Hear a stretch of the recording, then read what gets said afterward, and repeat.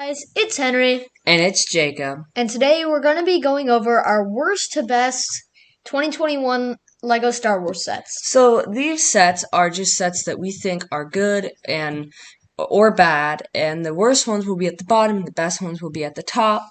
And we got this idea from YouTubers like M&R Productions. I know a lot of people have done it. This is going to be a completely custom list, so definitely like we're not copying anybody's list, but just because we got the idea, I think it's smart to give credit. Anyways, let's get into it. First set, which we think is the worst set, is the Resistance XWing. This set is overall not a very good set. I think most people got it, if you even got it, for the minifigures or micro minifigure, which is BB-8. It's overall not a very good set, not a very good build, but it is a 4+ set, so this is the worst set of. We have the AT-AT vs. Tauntaun set. It's a microfighter.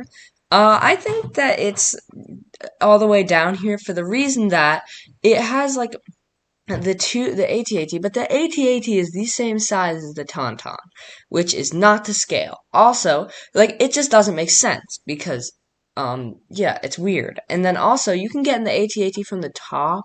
It looks overall really bad. I like the minifigures, I guess. I want the Hoth Luke Skywalker. But this is one of in my opinion, and we can all have different opinions, but this is one of the worst microfighter sets I've seen in a very long time. I really don't like this set, and that's why I've been avoiding it. Here we have the Millennium Falcon microfighter. I think that this is a good microfighter. Again, we tend to put the smaller sets near the bottom because they really just don't compare to the other sets. Although this is a good set, not great. They've definitely calmed down on the microfighters. I mean, I'm not over here like hating on this set. I'm also not over here saying it's amazing, and honestly, it's definitely one of the better microfighters of the. Here we have the Star Wars, obviously Star Wars 2021 Advent Calendar. It's pretty cool. I just don't know how it compares to the other sets that we got this year, or in 2021. I think it's really cool. It's based off the Mandalorian, but overall, can't really compare. So here we have the Darth Vader helmet. This set is very inaccurate, I think. The eyes just don't really show off Darth Vader's signature look. And the box is interesting as well. It's not fantastic. But I think this set just really doesn't compare to the other ones that are higher on this list. So here we have the Tatooine Homestead. It's a decent set. I think it looks alright. It's a promo, and I think there's some kind of glitch. It says $16.99. But I think that set is cool. It comes with a lot of sand pieces and a sand crawler, as well as Luke's home, where he grows up. But I think this set is really cool. It is $160 if you spend that much in the LEGO store, but this is why it's so low. So here we have the Imperial Armored Marauder. It's a decent set, and a lot of people hate on the Stormtroopers for looking like Family Guy Stormtroopers. Personally, I don't agree. I think that they look decently accurate. I like them better than the old Stormtroopers, but definitely gonna get a lot of hate for that. What I'm really thinking about is it's just not that good looking of a set. Like, it's decent, it has good play features, but it's just your average play set. Like, that's why it's like in the middle of the list, because it's not bad, it's not good, it's like mid. It's got a good Grief Karga minifigure.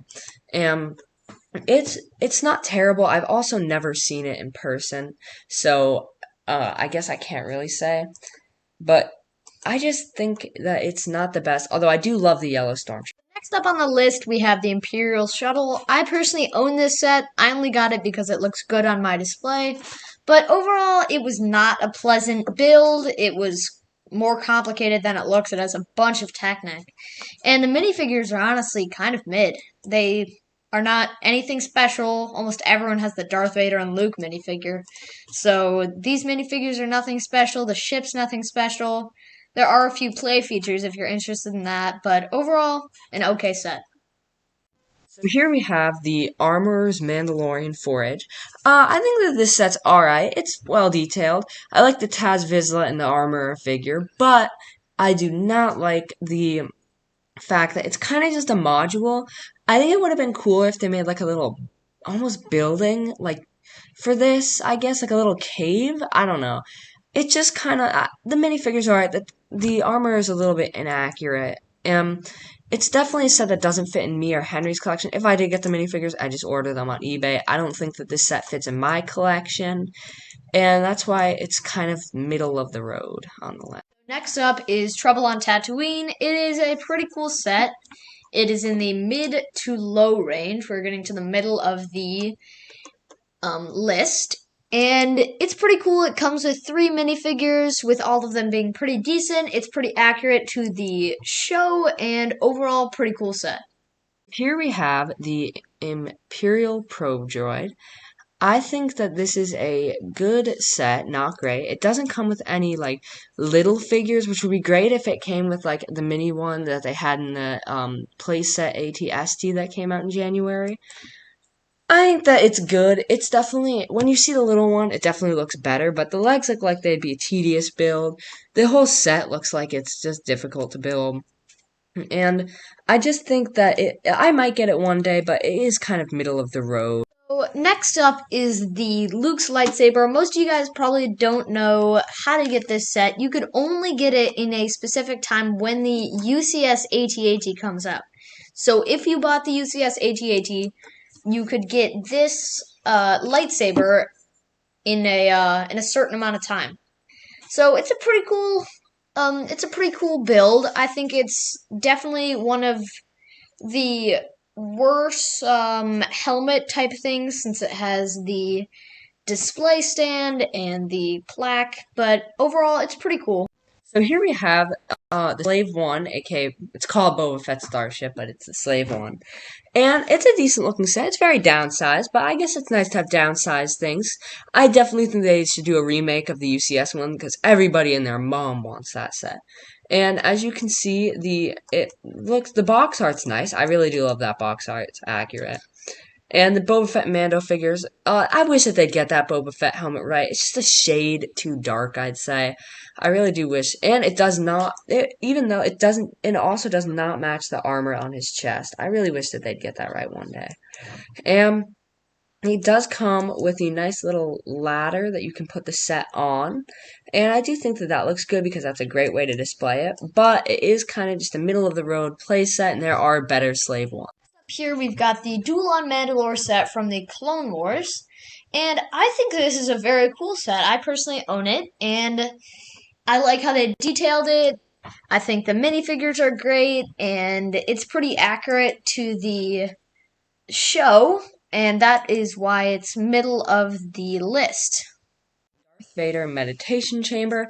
I think that this is overall a decent set. That's why it's in the top 10. It's better than a lot of the other sets we just looked at, in my opinion. It's not UCS, but it has a display stand. It is 18 plus, so I don't know if you consider UCS. That's your thing, I guess, but I personally don't. If you go down, it has the nice Vader minifigure. It looks good. I personally, I was about to buy this set, and then I got like in Walmart, and then I picked up the box, and it's really sharp on the edge, and I got like a paper cut, and then I just decided not to buy it, and then just went with something else, and that's kind of my experience. Next up, we have the Bad Batch attack shuttle from the show The Bad Batch. I personally own this set. I think it's a pretty cool set. I think it's well priced with 2 speeders and the big ship. The ship is very inaccurate, unfortunately. I think they definitely could have done a better job with it. It includes the Crosshair minifigure, which is evil, and it does not include Omega, which I'm kind of disappointed on. But overall, pretty cool set. So next up is the Mandalorian Starfighter. I personally enjoy this set. I have it, and it comes with a lot of good accessories, including the girl's hair. I forget her name. And the Starfighter itself has a lot of play features. You can turn it and everything, and overall a great set. So next on the list is the Scout Trooper. I think this is a really good looking helmet, one of the best actually, and it's just very accurate to the Scout Trooper in the movies and shows. It looks really good and it has the plaque and display stand. So here we have the Imperial Tie Fighter. I think that this is a good looking set. It's small, but it's so iconic and it looks great. The minifigures are excellent. And I wish that they include two stormtroopers, but it's whatever.